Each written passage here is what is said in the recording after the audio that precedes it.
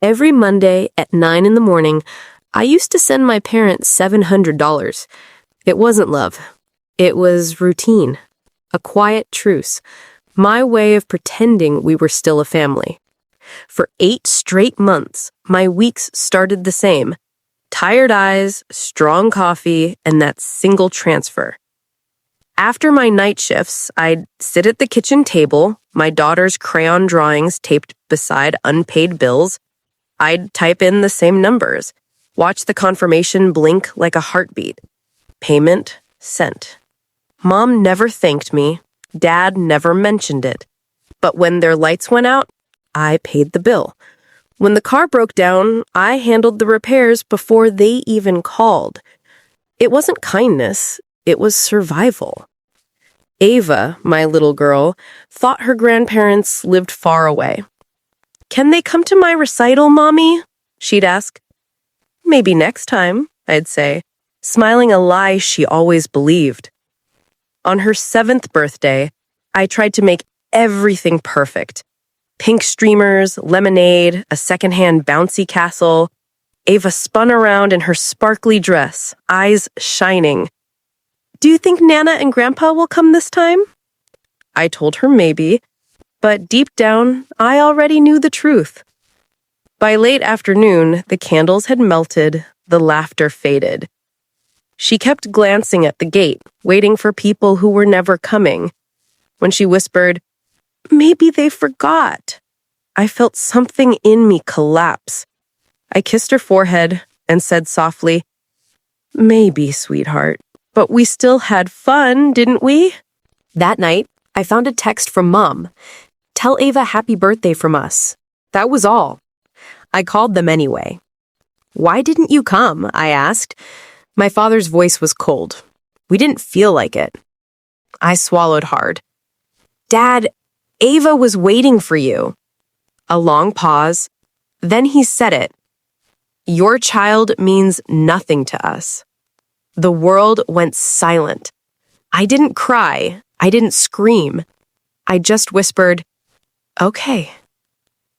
That night, I sat at the kitchen table, the clock ticking past midnight. Every Monday, I'd turned guilt into currency. Not anymore. I opened my banking app and started deleting the payments, one by one. Each cancellation felt like cutting a string tied to my chest. When I reached the last line, $700 recurring, I pressed delete. 40 minutes later, a message appeared.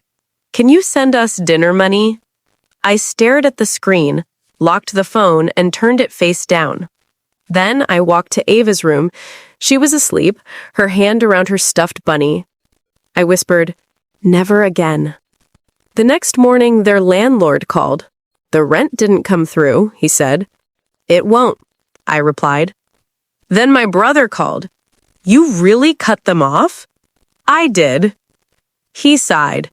"Good. I've been paying them too." We both laughed. Quiet, exhausted laughs of people finally waking up. That afternoon, I saw it. A live stream from my parents' account titled, "The Truth About Our Daughter." They sat side by side, pretending to cry. Mom said, "She's lying. She's been forcing money on us for years." Then Dad lifted a photo of Ava in her birthday dress. "This child doesn't exist to us." The words punched the air out of my lungs. By evening, the video had spread across our small town. People argued in the comments, some in sympathy, some cruel. I turned my phone off. Silence became my armor. 2 days later, my cousin sent me a video from a family gathering. My parents had shown up uninvited, still trying to win sympathy. But my cousin stood up, holding her phone. She played a recording of Dad's voice. "Your child means nothing to us." The whole crowd fell silent. Then someone said, "If that's true, you don't belong here." They left without a word. For the first time, I felt justice didn't need my help. Headlines followed. Couple disowns grandchild on video. Their church removed their photos. Their friends vanished. But I didn't celebrate. I just took Ava to the park. She drew stars on the pavement and said, "This one's for Uncle Ryan." Her laughter sounded like sunlight. When we got home, there was a letter in the mailbox from Aunt Virginia. It read, "They chose pride. You chose love. That's what family should look like." That night, Ava asked, "Can Nana and Grandpa come next year?" I shook my head. "No, baby, they won't be coming anymore." She smiled. "That's okay. Uncle Ryan can." I smiled back. "Yeah, that's perfect." As I turned off the light, the silence in our house finally felt peaceful. Not empty, just free. My parents chose pride. I chose peace. And that choice, quiet and steady, was the loudest revenge I'll ever give.